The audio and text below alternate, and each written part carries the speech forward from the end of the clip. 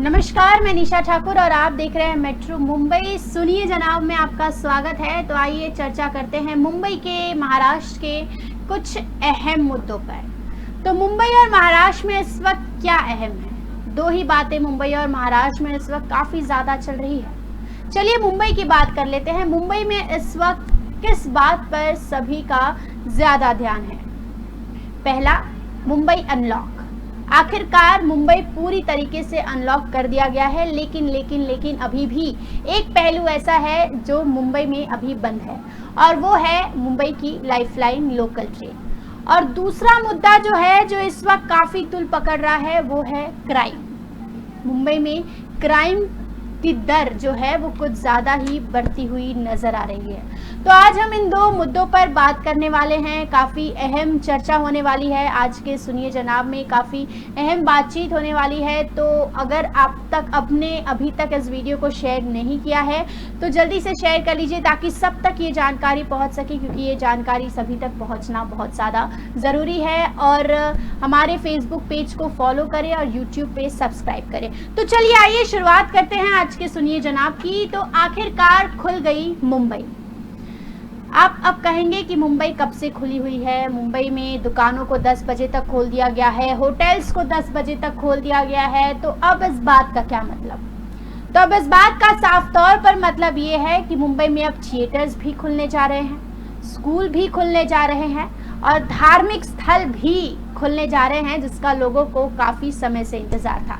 जब भी मेरी सुनिए जनाब में आप लोगों से मुलाकात होती थी और मेरी नज़र कमेंट सेक्शन पर पड़ती थी, तो उसमें लगातार यही सवाल पूछे जाते थे कि धार्मिक स्थलों को कब खोला जाएगा। तो लीजिए, सरकार ने आपकी सुन ली। धार्मिक स्थल को 7 अक्टूबर से खोला जा रहा है। स्कूल्स कब खोले जाएंगे? बच्चों के भविष्य के सवाल है, बच्चे कितने दिन घर में रहेंगे। तो लीजिए, स्कूल भी खुल गए और थिएटर्स पर भी कल फैसला ले लिया गया, और हो सकता है कि लोकल्स पर भी जल्द से जल्द फैसला ले लिया जाए। अब काफ़ी लोग कहेंगे कि कोरोना के मामले, अभी कहा जा रहा था कि कोरोना की तीसरी लहर आ रही है, कोरोना अभी काफ़ी बढ़ रहा है, मुंबई में कोरोना का खतरा अनलॉक के बाद बढ़ने लगा है। काफ़ी ज़्यादा इस तरीके की कवायद शुरू थी, और ये कवायद कोई आम आदमी, आम इंसान, हमारे और आप जैसे लोग नहीं, ये कवायद जो है मुंबई की मेयर किशोरी पेडनेकर ने हालांकि कहा था, साफ तौर पर कहा था, गणेश उत्सव के शुरुआती दिनों में उन्होंने कहा था कि मुंबई में कोरोना की तीसरी लहर आ रही है। नहीं, मुंबई में कोरोना की तीसरी लहर आ गई है। लेकिन अब मुंबई की मेयर किशोरी पेडनेकर ने ऐसे समझ लीजिए कि यू टर्न ले लिया है। इसका मतलब है कि अभी कल ही संबोधित करते हुए, पत्रकारों से बात करते हुए, मेयर किशोरी पेडनेकर ने कहा कि मुंबई में कोरोना की तीसरी लहर के आने के चांसेस काफ़ी ज़्यादा कम हैं। यानी कि हो सकता है मुंबई में कोरोना की तीसरी लहर आए भी ना, और शायद आएगी भी नहीं, क्योंकि जिस हिसाब से मुंबई लगातार कोरोना से रिकवर करता जा रहा है, तो उस हिसाब से ऐसा लगता है कि मुंबई में अब कोरोना की तीसरी लहर आएगी नहीं, ना ही मुंबई में, ना ही महाराष्ट्र में, और ना ही पूरे देश में, जिस हिसाब से अभी कोरोना के मामले देखे जा रहे हैं। हालांकि केरल में ज़रूर बताया जा रहा था कि कोरोना की तीसरी लहर आ गई है, दस्तक दे दी गई है। कोरोना की तीसरी लहर ने केरल में दस्तक दे दी है। लेकिन अब अगर केरल के भी आंकड़ों को देखा जाए तो धीरे धीरे वो भी अब कंट्रोल में आते हुए नज़र आ रहे हैं। और महाराष्ट्र की अगर बात किया जाए तो महाराष्ट्र तो हमारा पूरा ही इस वक्त नियंत्रण में है, महाराष्ट्र में कोरोना के मामले। तो आइए थोड़ी पॉजिटिव आंकड़ों पर नज़र डाल लेते हैं एक बार। तो पॉजिटिव आंकड़ों पर नज़र डालने का मतलब ये है कि अभी कुछ दिन पहले के अगर आप आंकड़ों पर ध्यान दो तो मुंबई में 500 के ऊपर चले गए थे कोरोना के आंकड़े, लेकिन अब जो है वो आंकड़े कहीं ना कहीं 400, 450 तक सीमित रह गए हैं। 500 से ज़्यादा के आंकड़े अब मुंबई में कोरोना के दर्ज नहीं किए जाते। हालांकि वो भी अब धीरे धीरे कम होने की संभावनाएं जताई जा रही है। अब कम होने की संभावना इसीलिए भी जताई जा रही है क्योंकि अब जो लोग भी पहले ही सीरो सर्वे में आ चुका है कि मुंबई के 85% लोगों को कोरोना हो चुका है। अब कोरोना हो चुका है, इसका मतलब है कि अगर मैं कोरोना संक्रमित हो चुकी हूँ, मैं पहले से ऑलरेडी कोरोना पॉजिटिव हो चुकी हूँ, तो मेरे अंदर एंटीबॉडीज तो भाई डेवलप्ड हो चुकी है। अब एंटीबॉडीज अगर डेवलप्ड हो गई है, उसके बाद भी मेरे को अगर मुझे अगर कोरोना हो भी रहा है तो उतने कोई सीवियर सिम्टम्स जो है वो मेरे अंदर नज़र नहीं आएंगे, उतने हॉस्पिटलाइजेशन वाली सिचुएशन नहीं आएगी। मैं खुद घर पर रहकर नॉर्मल फीवर में, जैसे कफ में हम रिकवर होते हैं, तो वैसे ही घर पर रहकर रिकवर किया जा सकता है। तो मुंबई के 5वें सीरो सर्वे में मैंने आपको अभी कुछ दिन पहले ही जानकारी दी थी कि 86% लोग कोरोना से संक्रमित हो चुके हैं, यानी कि 86% लोगों में कोरोना के एंटीबॉडीज पाए जा चुके हैं। तो 86% मुंबई का मान लीजिए कि पूरी तरीके से सुरक्षित है। तो ये एक पहला कारण है कि मुंबई में अभी कोरोना उतनी घातक नहीं है, 86% लोग कोरोना से संक्रमित हो चुके हैं। तो जिसके चलते ये फैसला हालांकि ले लिया गया है कि मुंबई अब धीरे धीरे अनलॉक की तरफ बढ़ रही है। मुंबई को धीरे धीरे अनलॉक किया जा रहा है, मुंबई को धीरे धीरे खोला जा रहा है, अनलॉक की तरफ बढ़ाया जा रहा है। थिएटर्स की मांग की जा रही थी, थिएटर्स कोरोना नियमों के साथ खोल दिए गए हैं, थिएटर्स कोरोना नियमों के साथ खोल दिए गए हैं। मंदिरों को कोरोना नियमों के साथ 7 अक्टूबर से खोला जाएगा। अब स्कूल को खोल दिया जाएगा। हालांकि मेयर किशोरी पेडनेकर ने साफ कहा है कि स्थानिक प्रशासनों पर जो है, महानगर पालिका पर मुख्यमंत्री उद्धव ठाकरे ने डिसीजन छोड़ दिया है कि अगर कोरोना के मामले बढ़े तो हम फिर से फैसला सख्त कदम उठा सकते हैं। लेकिन मुंबई में इस वक्त जिस तरीके की स्थिति है, जिस तरीके से लगातार आंदोलन देखे जा रहे थे, इतने बड़े बड़े आंदोलन किए गए, फिर आप देखेंगे कि गणपति में भी काफ़ी कोरोना नियमों की फजीहत उड़ाई गई। गणपति के दौरान भी लालबाग के विसर्जन में देख लीजिए, गणेश गली के राजा के विसर्जन में देख लीजिए, जिसके बाद तमाम जो बीएमसी की तरफ से जो बातें आ रही थी वो यही आ रही थी कि मुंबई में अब कोरोना के मामले बढ़ेंगे। लेकिन मुंबई का जो पॉजिटिव कमबैक है वो काफ़ी पॉजिटिव है, क्योंकि मुंबई में कोरोना के मामले ना ही बढ़ रहे हैं, लेकिन आप ये मत समझिए कि मुंबई में कोरोना के मामले घट रहे हैं। तो मुंबई में कोरोना के मामले घट भी नहीं रहे हैं। मुंबई में कोरोना के मामले लेवल में है, ना ही बढ़ रहे हैं और ना ही घट रहे हैं, क्योंकि 500 से नीचे नहीं आ रहा है आंकड़ा। लगभग एवरेज अगर बात किया जाए तो रोज का 500 के अंदर ही आंकड़े दर्ज किए जा रहे हैं। लेकिन अगर कुछ एक महीने पहले का अगर आंकड़ों पर आप नजर डालें तो मुंबई 200 से भी नीचे कोरोना मरीजों के मामले जो है वो मुंबई में दर्ज किए जा रहे थे। लेकिन गणेश उत्सव के दौरान कहीं ना कहीं थोड़ा इजाफा जरूर हुआ है, लेकिन जिस हिसाब से अंदाजा लगाया जा रहा था कि कोरोना के मामले बहुत ज्यादा बढ़ेंगे, तो उतने ज्यादा कोई कोरोना के मामले बढ़े नहीं है। और कल मेयर किशोरी पेडनेकर ने जिस हिसाब से पत्रकारों से कहा, मीडिया से कहा कि मुंबई में अब कोरोना की तीसरी लहर नहीं आएगी। हालांकि नहीं आएगी तो उन्होंने नहीं कहा है, और उन्होंने कहा है कि तीसरी लहर आने की संभावना काफी कम है। कोरोना का खतरा कम हो रहा है। कोरोना का खतरा कम क्यों हो रहा है? क्योंकि वैक्सीनेशन पर ज्यादा से ज्यादा जोर दी जा रही है। अभी आज से कुछ दिन पहले अगर आप देखते तो लगातार ये खबरें आती थी कि वैक्सीनेशन सेंटर्स बंद है क्योंकि वैक्सीन की कमी देखी जा रही है।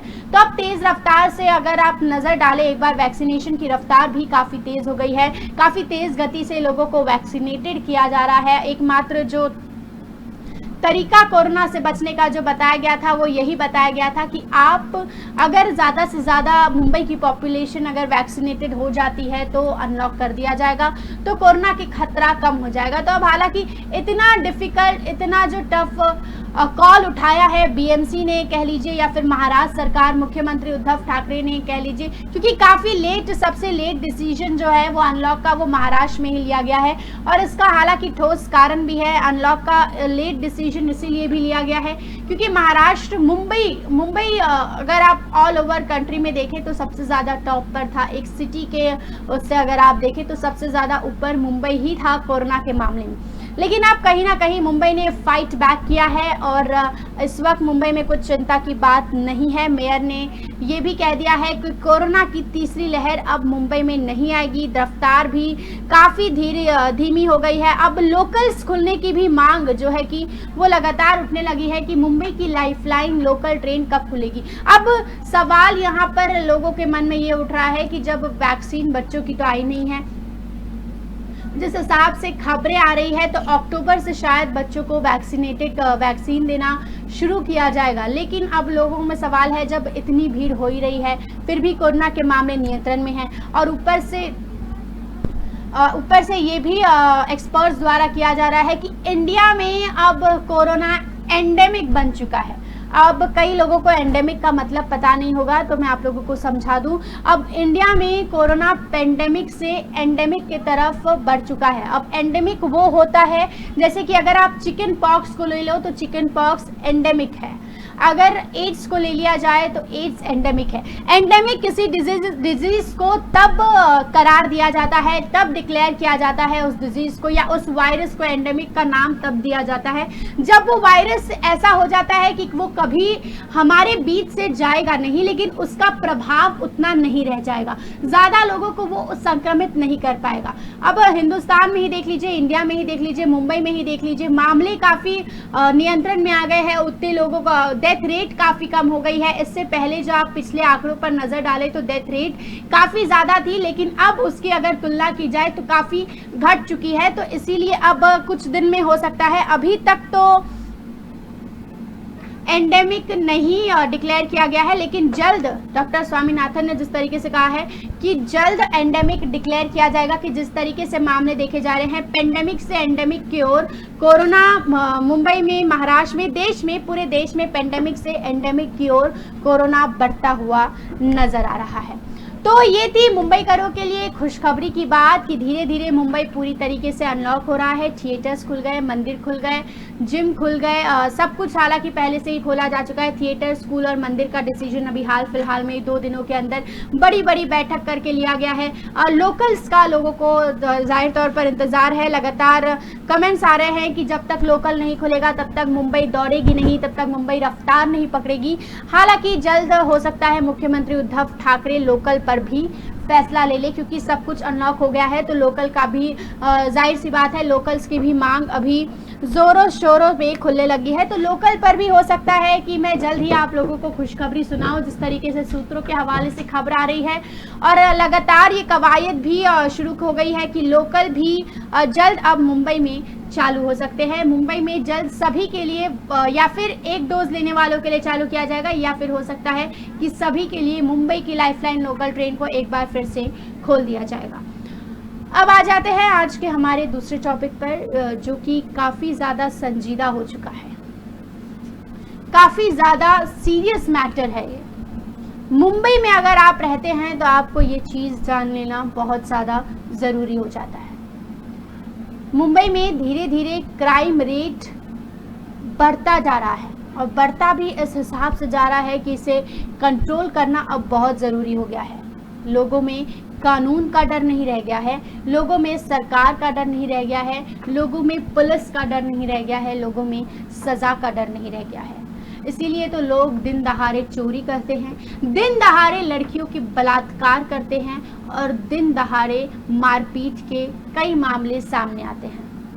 अनलॉक की तरफ जैसे जैसे मुंबई बढ़ रहा है, वैसे वैसे अपराध में भी मुंबई टॉप पर आता जा रहा है। एक समय पर मुंबई कोरोना के मामलों में टॉप पर था, लेकिन अब मुंबई रेप के मामलों में टॉप पर आ गया है। अब मुंबई लूटपाट के मामले में टॉप पर आ गया है। अब मुंबई चोरी चकारी के मामले में टॉप पर आ गया है। और मुंबई एक समय पर काफ़ी ज़्यादा क्लीन हुआ करता था क्राइम के मामले में, काफ़ी ज़्यादा प्योर हुआ करता था क्राइम के मामले में, लेकिन अब अगर देखा जाए तो आए दिन रेप के मामले सामने आते हैं, आए दिन महिलाओं के ऊपर अत्याचार के मामले सामने आते हैं, आए दिन चोरी के मामले सामने आते हैं, आए दिन लोकल ट्रेन में घटना के मामले सामने आते हैं। लोकल ट्रेन जो मुंबई करों का एकमात्र सहारा होता है यहाँ से वहाँ जाने के लिए, एक स्थान से दूसरे स्थान पर जाने के लिए, अपने गंतव्य तक पहुँचने के लिए। लेकिन अब ये कहते हुए बेहद शर्म महसूस हो रही है, बेहद डर महसूस हो रहा है कि अब मुंबई की लाइफलाइन लोकल ट्रेन जो मुंबई करों का एकमात्र सहारा है, वो भी सुरक्षित नहीं हो रह चुका है। उसमें भी आपके साथ कोई भी घटना किसी भी वक्त हो सकती है। उसमें भी अब अपराधी कभी भी घुसकर आपके साथ लूटपाट कर सकता है, आपके साथ मारपीट कर सकता है। अगर आप महिला है तो आपको संभल कर रहने की बहुत ज़्यादा ज़रूरत है।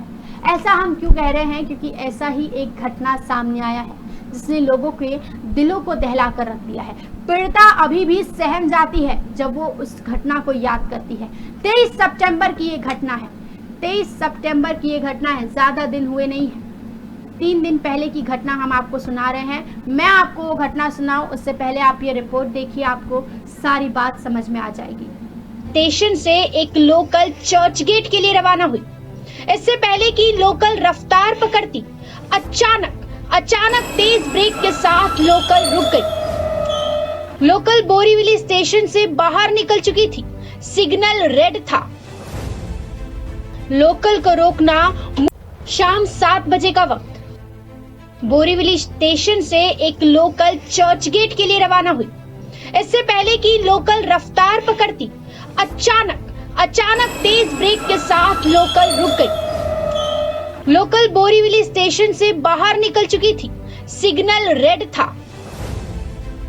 लोकल को रोकना मोटरमैन की मजबूरी थी। सब कुछ सामान्य था। अचानक महिला डिब्बे में एक शख्स की एंट्री होती है। उसके बाद डिब्बे में जो हुआ उसकी किसी ने सपने में भी उम्मीद नहीं की थी। इस वारदात ने सीधे जीआरपी को चुनौती दी। बोरीवली रेलवे स्टेशन से एक महिला सफ़र कर रही थी लेडीज़ कंपार्टमेंट में बैठ के, और जैसे कि ट्रेन बोरीवली क्रॉस करने के बाद ट्रैक में सिग्नल के वजह से रुक गई। उसी दौरान एक आरोपी ट्रैक में से लेडीज़ के कंपार्टमेंट में चढ़ गया।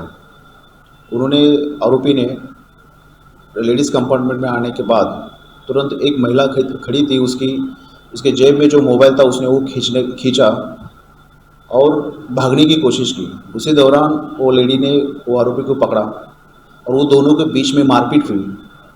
आरोपी ने लेडीज़ को मारा और वो हाथ से मारा, और उसके बाद वो लेडी को डब्बे के बाहर भी खींचने की कोशिश कर रहा था, बट वो सक्सेस नहीं हो पाया और आरोपी वो मोबाइल छीन के ट्रैक में से जंप करके भाग गया। जीआरपी ने भी चोर के चैलेंज को न केवल स्वीकारा बल्कि चोर को धर दबोचा।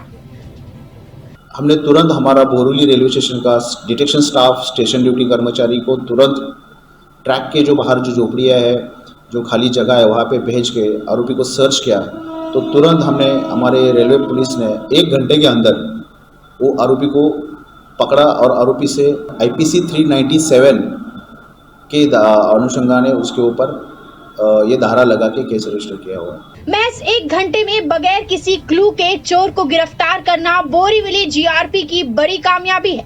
लेकिन लेडीज डब्बे में घुसकर महिलाओं से झगड़कर फरार होना भी चिंता की बात है। मेट्रो मुंबई के लिए दत्ता प्रसाद, निशा ठाकुर और हितेंद्र पवार की रिपोर्ट। आपके साथ भी ऐसा लोकल में हो सकता है। लोकल भी अब शायद सुरक्षित नहीं रह गया है। हालांकि पुलिस ने महज 1 घंटे के अंदर अपराधी को गिरफ्तार कर लिया, लेकिन पीड़िता अभी भी सहमी हुई है, अभी भी डरी हुई है।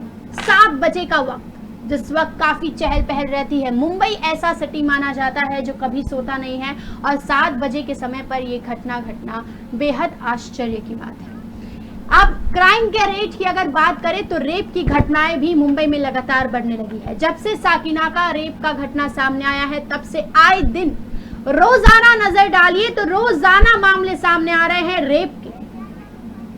डोंबिवली का मामला, साकिनाका का मामला, उल्लासनगर का मामला, थाने का मामला, और आज फिर से चेंबूर का एक मामला सामने आया है। चेंबूर में एक 20 साल की युवती के साथ बलात्कार किया गया। कल की ये घटना है। आरोपी को गिरफ्तार भी किया जा चुका है। आरोपी का नाम धीरज बताया जा रहा है। आरोपी ने युवती के दोस्त को लोहे की रॉड दिखाया, डराकर वहां से भगाया और फिर सुनसान जगह पर लड़की के साथ इस वारदात को अंजाम दिया, जिसके बाद लड़की ने FIR दर्ज करवाई। इसके बाद पुलिस ने आरोपी को गिरफ्तार कर लिया है। गिरफ्तारी तो हो जाती है, कुछ दिन के लिए कस्टडी में भेज दिया जाता है, लेकिन घटनाएं नहीं रुकती, अपराध नहीं रुकती, जिसका मतलब ये है कि लोगों में कानून का डर नहीं रह गया है। सरेआम चोरी की घटनाएं घट रही है, सरेआम लूटपाट की घटनाएं घट रही है, सरेआम बीच सड़क पर मारपीट की घटनाएं घट रही है, मर्डर की घटनाएं घट रही है, ज्वेलरी के दुकानदारों की मर्डर हो रही है, बिजनेसमैन के लगातार दिन दहाड़े मर्डर के आए दिन घटना सामने आती है। और अगर कानून सख्त होता तो लोगों के अंदर कानून का डर होता। मुंबई पुलिस अपना काम करती है, अपराधी को गिरफ्तार भी कर लिया जाता है, लेकिन उसके बावजूद रोजाना ऐसे मामले सामने आते हैं। एक तरफ तो एक पॉजिटिव बात यह है कि मुंबई करों को अनलॉक से आज़ादी मिल गई है, लॉकडाउन से आज़ादी मिल गई है, लेकिन ये भी प्रशासन के लिए अब काफ़ी चिंता की बात हो गई है। काफ़ी ज़्यादा चिंता की बात हो गई है कि लगातार अपराध के मामले बढ़ते हो जा रहे हैं। लोगों में, बलात्कारियों में, लुटेरों में, चोरों में पुलिस का डर इतना सा भी नहीं रह गया है। मुंबई पुलिस सबसे टॉप पर मानी जाती है। मुंबई पुलिस अपना काम भी कर रही है, लेकिन अपराधी भी अपना काम करने में लगातार व्यस्त है। डर नाम की कोई भी चीज़ यहाँ पर नज़र नहीं आ रही है। लॉकडाउन में जिस तरीके से अपराध हो रहे थे, उससे कई ज़्यादा आपराधिक दर मुंबई में अनलॉक के बाद बढ़ने लगे हैं, और इस पहलू पर सरकार को, बीएमसी को, प्रशासन को, मुंबई पुलिस को नज़र डालना बेहद ज़रूरी है। अगर आप मेरे बात से इत्तेफाक रखते हैं, अगर आप मेरे बात से सहमति रखते हैं, तो कमेंट सेक्शन में मुझे कमेंट कर ज़रूर बताएं, और उस वीडियो को जितना हो सके उतना शेयर करें ताकि प्रशासन की आंखें खुल सके। अभी के लिए फ़िलहाल इतना ही। कल फिर ठीक 2:30 बजे मेरी आपसे मुलाकात होगी सुनिए जनाब में किसी नए मुद्दे के साथ। तब तक के लिए देखते रहिए मेट्रो मुंबई। धन्यवाद।